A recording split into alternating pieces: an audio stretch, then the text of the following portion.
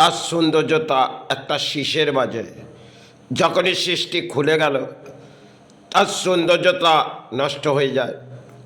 সেরম আমাদের শারীরিক দেহর মধ্যে যেমন বস্ত্র থাকে, বস্ত্রটা পরে আমরা সৌন্দর্য সেজে বেড়াই, আবার যখন বস্ত্রটা খুলে ফেলি তাহলে আমাদের সৌন্দর্যতা সেটা আর দেখানো যায় না।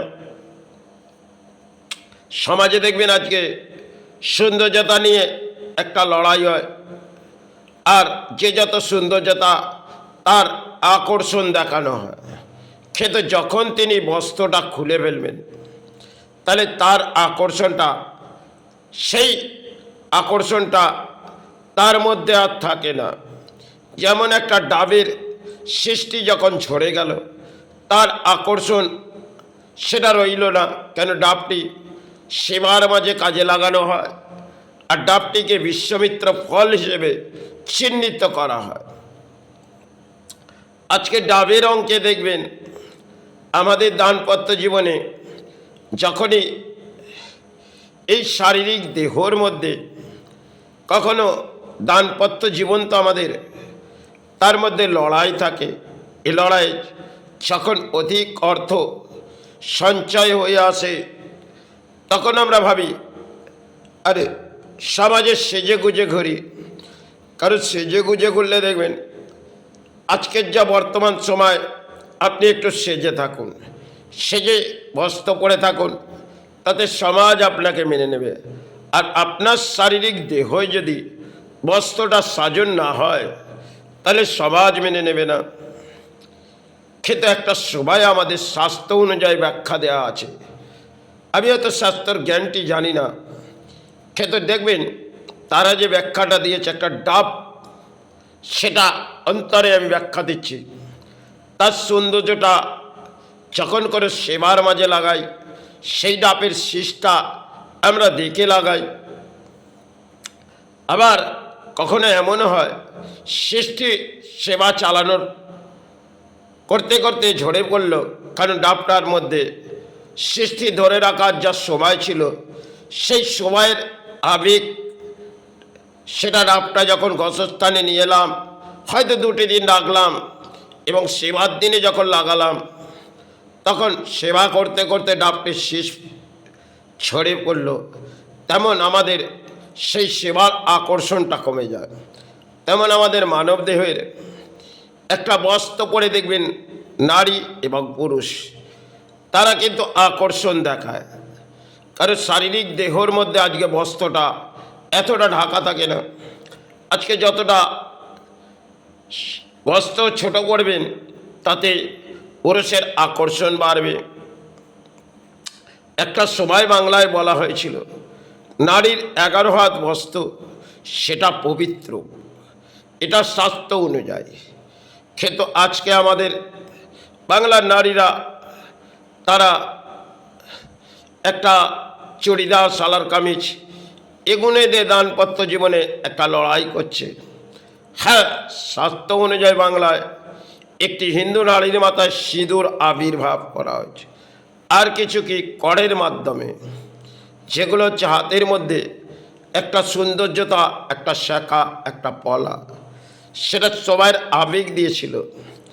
আজকে সেগুলো দেখবেন অধিক নারী সেগুলো নিয়ে সেজে থাকে না।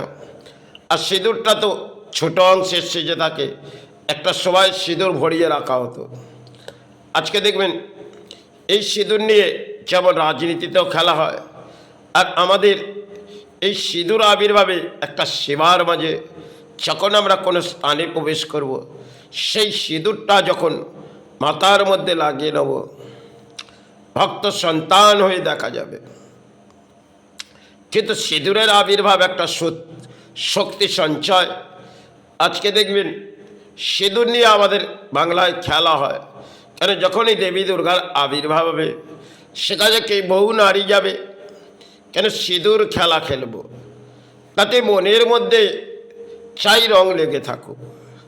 এই সমাজের দেখবেন যা পরিস্থিতি, কারণ সমাজের মেরুদণ্ড তো ভেঙে পড়েছে, আর এই সমাজ জাগবে না। কেন এই সমাজের ধর্মের মাঝে আশ্রয় নিলে আপনি কিন্তু দণ্ড পাবেন, এটা কলির ব্যাখ্যা। আর অধর্মের মাঝে যদি আপনি করেন তাহলে আপনি সম্মান পাবেন। এই কলিতে দেখবেন অধর্মের ভরাডুবি আর অধর্মের সঞ্চয়ও আছে, কিন্তু তারা এটুকুন জানে না একটা সময় এই কায়া তো শ্মশানে শেষ কায়া হবে, সেখানে কোনো বস্ত্র থাকবে না। সেই বস্ত্র একটি যেটা চিতার মাঝে ফেলে দেওয়া হবে, আর সেই চিতার বস্ত্রটি চলে যাবে, আমাদের কায়াটা আগুনে পুড়ে ছাই হয়ে যাবে। আজকে আমরা বস্ত্র নিয়ে লড়াই করি, খেতো যখন বস্ত্রটি খুলে ফেলব তখন মনে হয় নিজের দেহকে নিজেই ভালো লাগবে না। কেন যখন বস্ত্রটি, সে নারী হোক আর পুরুষ হোক, আজকে সমাজে দেখবেন সেজে গুজে একটা ফ্যাশন মডেল, কিন্তু একটা সময় বহু সাধক তারা কিন্তু সাধনার জগৎ থেকে আমাদের কিছু বুঝিয়ে গেল। আজ আমরা বহু কিছু ইন্টারনেটের মাঝে বুঝছি, কেন তাদের ব্যাখ্যাগুলো অসাধারণ ছিল আর তারা সমাজ জাগিয়েছিল। আজকে আমরা ধর্মের মাঝে ধর্মতে ছেড়ে দিয়েছি, জাগাচ্ছি রাজনীতি, সেখানে মনে হচ্ছে জেগে উঠছে। তাই যাই হোক, এগুলো সময়ের অঙ্কের খেলা হয়তো, তাই সে সমস্ত ইতিহাস তো আমরা হারিয়ে ফেলেছি। সে বহু কিছু সাধক সারা বাংলায় ব্যাখ্যা করেছিল। দেখো, ধর্মই শ্রেষ্ঠ, ধর্মের আশ্রয় নাও, এটা তাদের হৃদয়ের ব্যাখ্যা ছিল। আজকে সমাজের হৃদয়ের ব্যাখ্যা অপূর্ব, তারা ব্যাখ্যা দিয়েছিলেন। আজ হৃদয়টা অসতে ভরাডুবি, আর সতের অঙ্কে কড়ি গুললেও আওয়া খুবই কঠিন।